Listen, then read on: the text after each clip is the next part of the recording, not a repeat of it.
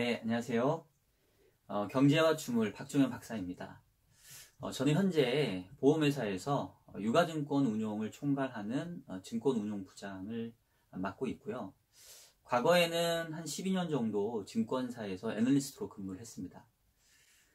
저희 이 경제와 추물 채널은 경제를 조금 어렵게 생각하시는 분들, 그리고 또 이 금융권 취업에 관심 있는 학생들, 이런 분들을 위해서 아주 유용한 정보를 제공하고자 만들어진 채널입니다. 자, 오늘 이 시간은 돈이 되는 경제 뉴스 시간입니다. 오늘 살펴볼 뉴스 제목은 매에서 비둘기로 변신한 파월 의장, 세계 금융시장 숨통. 좀 재밌죠? 우리가 통화정책에 대해서 다소 이 금리 인상이라던가 또 통화의 긴축적인 그런 성향을 갖는 것을 이제 매파적이다라고 얘기를 하고요. 반대로 조금 통화 완화적이고 금리 인하에 조금 우호적인 이런 스탠스를 가진 거를 이제 비둘기파적이다 이렇게 표현을 합니다. 이 뉴스가 나온 배경을 보면 지난 1월 4일에 미국의 이 조지아주에 있는 애틀란타에서 전미 경제학회의 연례총회가 열렸습니다. 가장 눈에 띄었던 것들은 전 현직 연준 의장들이 한자리에 모여서 이 미국 경제와 이 향후 통화 정책에 대해 논의하는 시간이 있었다는 겁니다. 자, 이 자리에서 이 제롬 파월 현 연준 의장이 상당히 중요한 그런 발언들을 쏟아냈는데요. 주요 발언들을 요약을 해보면 첫 번째는 연준은 경제가 어떻게 움직이는지 지켜보면서 이 통화 긴축에 대해서 인내심을 가질 거다 이렇게 얘기를 했었고요. 또 두 번째 요약해보면 경제상황 지원을 위해서 통화정책을 빠르고 유연하게 변경할 준비가 되어 있다. 그리고 필요하다면 상당히 많이 움직일 수도 있다. 그러니까 기존의 이 정책 스탠스를 상당히 좀 긴축적으로 가져왔다면 이제는 완화적으로도 빠르게 변할 수 있다. 이런 얘기를 하는 아주 매우 중요한 발언이었고요. 또 마지막 세 번째 요약해보면 현재 연준이 진행 중인 이 보유 자산의 축소가 문제가 되고 부담이 된다면 이러한 정책 변경을 주저하지 않겠다. 역시 기존의 정책 스탠스를 바꿀 수 있다는 것들 상당히 강하게 시사를 하고 있습니다. 자, 이러한 발언들이 얼마나 이렇게 파워풀했냐면 이 발언 이후로는 여기 사진에서 보시는 것처럼 한 70%가 이제는 올해 추가로 금리 인상 없이 동결로 가겠는데 라는 전망들을 하고 있고요. 한 20% 정도는 오히려 이제 금리 인하를 좀 예상해야 되는 거 아니야? 뭐 이런 생각들도 커지고 있고 한 번 이상 금리를 인상할 거다라는 그런 그 기대 확률치는 5% 정도밖에 안 돼요.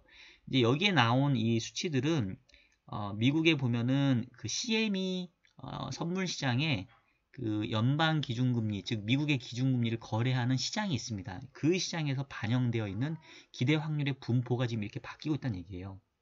근데 재밌는 것은 이 파월 의장은 그 전까지만 하더라도 아까 얘기했던 것처럼 상당히 이 통화 긴축에 대해서 우호적인 입장을 보였고 심지어 이 임명권자인 트럼프 대통령이 그렇게 금리 인상하지 마라 했음에도 불구하고 매우 이 자기의 길을 가겠다라는 고집을 꺾지 않았는데 상당히 빠른 기간에 이제 바뀐 겁니다. 그래서 이게 변덕쟁인가? 이렇게 우리가 생각해 볼 수도 있는데요. 이전에 어떤 발언을 했는지 한번 살펴볼게요. 일단 10월 3일 날에 어떤 얘기가 있었냐면 현재 미국의 기준금리가 여전히 중립금리까지는 멀리 떨어져 있기 때문에 앞으로도 금리 인상을 계속해야 된다. 이런 발언들을 했었고요. 또 12월 19일 날 있었던 FOMC 회의에서는 연준의 자산 축소, 연준의 대차대조표를 축소한다고도 얘기를 하는데요. 연준이 보유하고 있는 자산들을 계속 줄이고 있거든요. 이제 이런 것들이 결국 시장의 유동성을 이제 흡수해가는 정책들인데 이게 현재 금융시장에 큰 문제를 일으키고 있지 않다. 앞으로도 계속 하겠다. 뭐 이렇게 매우 이 긴축적인 스탠스를 보였다는 거예요. 그런데 불과 이 짧은 시간 동안에 도대체 무슨 일이 있었길래 이 파월 연준 의장이 이 통화정책 스탠스를 이렇게 급격하게 기존의 매파적에서 비둘기파적으로 바뀌게 되었을까? 이게 상당히 이게 중요한데요. 제가 봤을 때는 뭐 한 두세 가지 정도 이유가 있는데 첫 번째는 사실은 이 연준 입장에서는 말은 그렇게 안 하지만 이 금융시장의 눈치를 상당히 많이 봅니다. 특히나 이제 미국은 70%가 소비로 이루어져 있기 때문에 이 금융시장의 움직임이 이른바 부의 효과를 통해서 이 미국의 이 소비에도 상당히 영향을 미치게 돼요. 지난해 9월달 이후로 미국 주식시장이 상당히 지금 약세를 보여왔었고요. 지난 12월 FOMC 이전에도 이제 주가가 많이 하락을 하다 보니까 시장에서는 이번 회의에서는 다소 연준이 시장을 달래주는 얘기를 하지 않을까라고 기대했었는데 그런 기대감도 상당히 무너지면서 보시는 것처럼 이날 이후로도 지금 주가가 상당히 큰 폭으로 하락을 했고요. 그러다 보니까 뉴스에 보면 뭐 대공황 이후에 최악의 금융시장의 어떤 하락세다 뭐 이러면서 상당히 좀 부정적인 얘기들이 나오기 시작을 했습니다. 이제 그거에 대해서 부담을 느꼈기 때문에 연준도 정책의 스탠스를 조금 바꾼 게 아닌가 싶고요.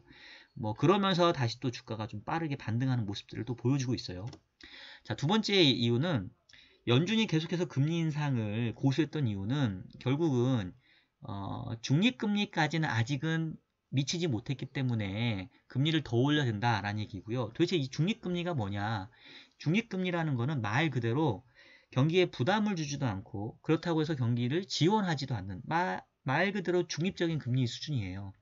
근데 그 이전에는 중립금리보다도 금리를 더 올릴 수도 있다는 얘기를 했었거든요. 그러니까 그 얘기는 인플레이션에 대응하기 위해서 통화정책을 더 긴축적으로 가져갈 수도 있다라는 얘기였었는데 최근에 이 금융시장의 제반 여건들이 굳이 그렇게 금리를 더 올려야 될 상황은 아닙니다.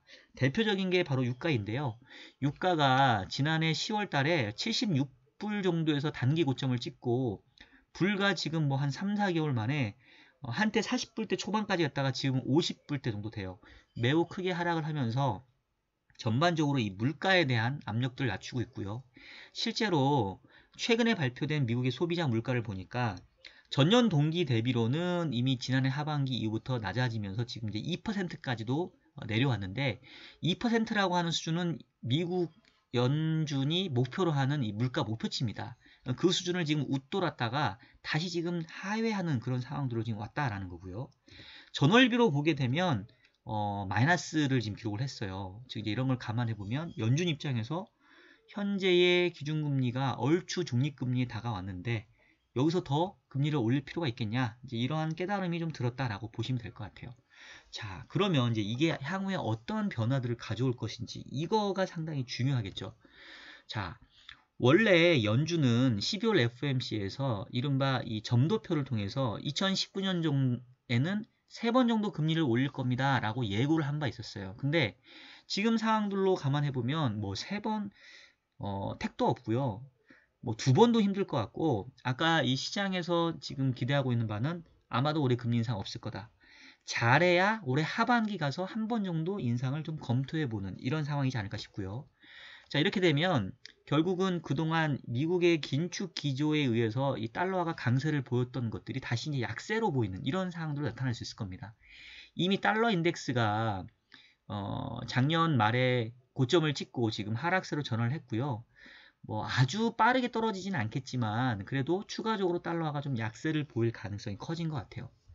자, 그리고 달러화가 약세를 보인다는 얘기는 결국은 반대급부로 비달러화는 강세를 보인다는 건데 우리나라 원화 가치도 사실 이 한국 경제가 그렇게 좋은 상황이 아니거든요. 그럼에도 불구하고 이 원달러 환율은 결국 달러화의 가치가 약해짐으로 인해서 오히려 원화 가치는 조금 비싸지는 그래서 환율은 조금 제한적이나마 하락세를 좀 보이는 이런 모습이 나타나지 않을까라는 생각이 들고요. 이렇게 되면 우리 또 관심이 올해 한국은행이 금리 몇 번이나 올릴까요? 인데 지금 한국은행이 금리를 올리는 쪽으로 검토하는 이유는 뭐 경제가 좋아서가 아닙니다. 지금 현재 미국의 기준금리가 2.5%고 우리는 1.75%이기 때문에 지금 금리차가 한 75bp 정도 벌어져 있거든요. 미국이 금리를 계속 올리면 우리도 어쩔 수 없이 이 미국과의 보조를 맞추기 위해서 금리를 좀 올려줘야 되는 압박을 좀 받을 수 있었을 텐데 앞서 얘기했던 것처럼 미국의 금리 인상이 뭐 어느 정도는 이제 마무리 국면에 왔다라고 한다면 우리가 더 쫓아가면서 금리를 올려야 될 필요성은 적어진다는 거죠. 그래서 아마도 한국은행은 올해 추가로 금리를 올리지 않을 걸로 지금 예상이 되어집니다. 자, 그리고 이 달러화의 약세가 되면 나타나는 현상들이 뭐냐면 신흥국으로 자금이 유입된다는 거예요. 이 차트는 이 검정색이 지금 달러 인덱스 아까 보여드렸던 그 차트이고요.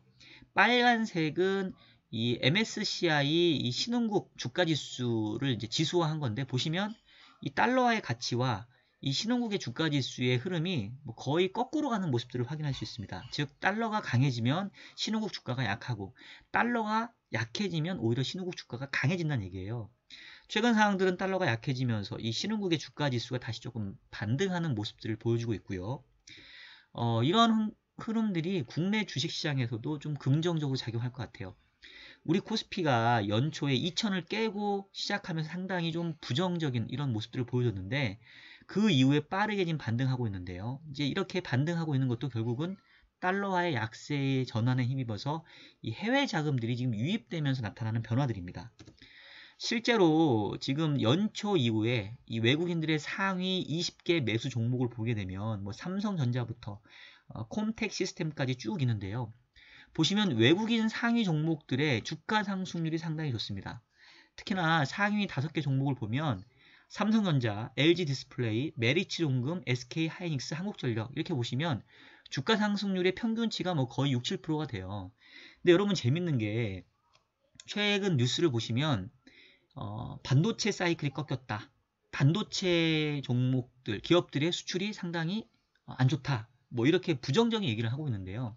외국인들은 지금 삼성전자, LG 디스플레이, 뭐 SK 하이닉스 이런 IT와 관련된 종목들을 지금 빠르게 담고 있다는 거고요.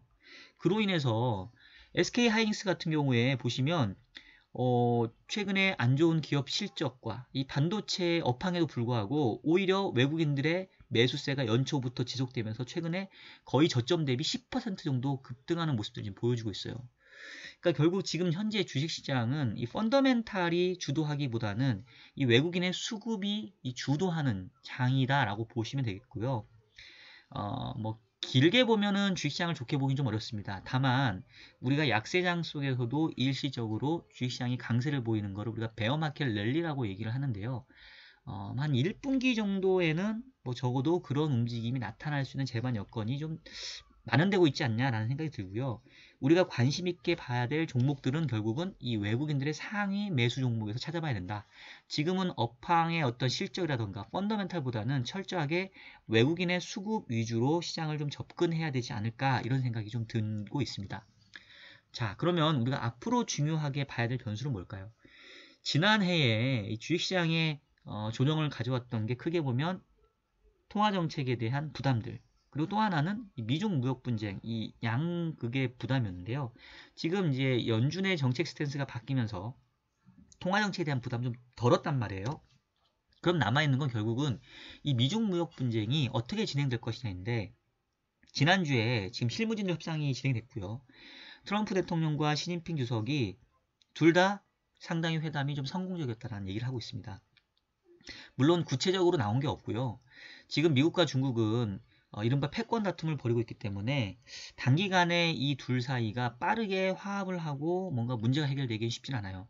다만 주목해야 될 거는 2020년도에 이 트럼프가 재선을 앞두고 있기 때문에 지금부터는 조금씩 중국과의 긴장 관계를 좀 완화시키면서 이 금융시장에서도 좋은 그런 모습들을 좀 보이게 만들어줘야 됩니다.